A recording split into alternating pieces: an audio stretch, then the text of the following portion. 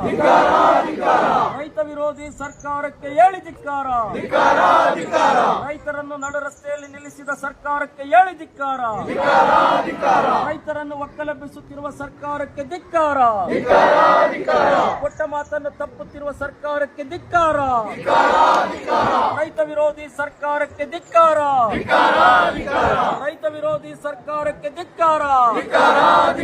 ಫಲವತ್ತಾದ ಕೃಷಿ ಭೂಮಿಯನ್ನು ಸ್ವಾಧೀನಪಡಿಸಿಕೊಳ್ಳುತ್ತಿರುವ ಸರ್ಕಾರಕ್ಕೆ ಧಿಕ್ಕಾರ. 1000ಕ್ಕೂ ಹೆಚ್ಚು ದಿನದ ಹೋರಾಟವನ್ನು ನಿರ್ಲಕ್ಷಿಸುತ್ತಿರುವ ಸರ್ಕಾರಕ್ಕೆ ಧಿಕ್ಕಾರ. ರೈತರನ್ನು ಕಡೆಗಣಿಸುತ್ತಿರುವ ಸರ್ಕಾರಕ್ಕೆ ಧಿಕ್ಕಾರ. ರೈತ ವಿರೋಧಿ ಸರ್ಕಾರಕ್ಕೆ ಧಿಕ್ಕಾರ. ಮಾತು ತಪ್ಪಿದ ಸಿದ್ದರಾಮಯ್ಯನವರಿಗೆ ಧಿಕ್ಕಾರ. ಕಾಲಹರಣ ಮಾಡುತ್ತಿರುವ ಜಿಲ್ಲಾ ಉಸ್ತುವಾರಿ ಸಚಿವರಿಗೆ ಧಿಕ್ಕಾರ. ಭೂಮಿಯನ್ನು ವಶಪಡಿಸಿಕೊಳ್ಳುತ್ತಿರುವ ಎಂಬಿ ಪಾಟೀಲ್ಗೆ ಧಿಕ್ಕಾರ. ರೈತರನ್ನು ಒಕ್ಕಲೆಬ್ಬಿಸುತ್ತಿರುವ ಎಂಬಿ ಪಾಟೀಲ್ಗೆ ಧಿಕ್ಕಾರ. ರೈತ ವಿರೋಧಿ ಸರ್ಕಾರಕ್ಕೆ ಧಿಕ್ಕಾರ. ರೈತರನ್ನು ನಡು ರಸ್ತೆಯಲ್ಲಿ ನಿಲ್ಲಿಸಿದ ಸರ್ಕಾರಕ್ಕೆ ಧಿಕ್ಕಾರ. ರೈತರನ್ನು ಒಕ್ಕಲೆಬ್ಬಿಸುತ್ತಿರುವ ಸರ್ಕಾರಕ್ಕೆ ಧಿಕ್ಕಾರ. ಫಲವತ್ತಾದ ಕೃಷಿ ಭೂಮಿಯನ್ನು ಸ್ವಾಧೀನಪಡಿಸಿಕೊಳ್ಳುತ್ತಿರುವ ಸರ್ಕಾರಕ್ಕೆ ಧಿಕ್ಕಾರ.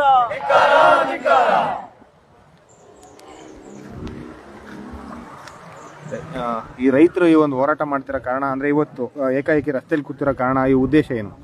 ಇವತ್ತು ಗುರುವಾರ ಮೊನ್ನೆ ಉಸ್ತುವಾರಿ ಸಚಿವರು ಮನೆ ಹತ್ರ ಬರಕ್ಕೆ ಹೇಳಿದರು. ನಾವು ಅದಕ್ಕೆಲ್ಲ ರೈತರು ಇವತ್ತು ಬೆಳಗ್ಗೆ 7 ಗಂಟೆಗೆ ಹೊರಟಿದ್ವಿ. ಈ ಚನ್ನರಾಯಪಟ್ಟಣದಲ್ಲಿ ನಾವು ರೈತರು ಹೊರಡಬೇಕಾದ್ರೆ ಪೊಲೀಸರು ಬಸ್ಸುಗಳನ್ನು ತಡೆದು ನಮ್ಮನ್ನು ನಡು ರಸ್ತೆಯಲ್ಲಿ ಕುಂದಿಸಿದ್ದಾರೆ.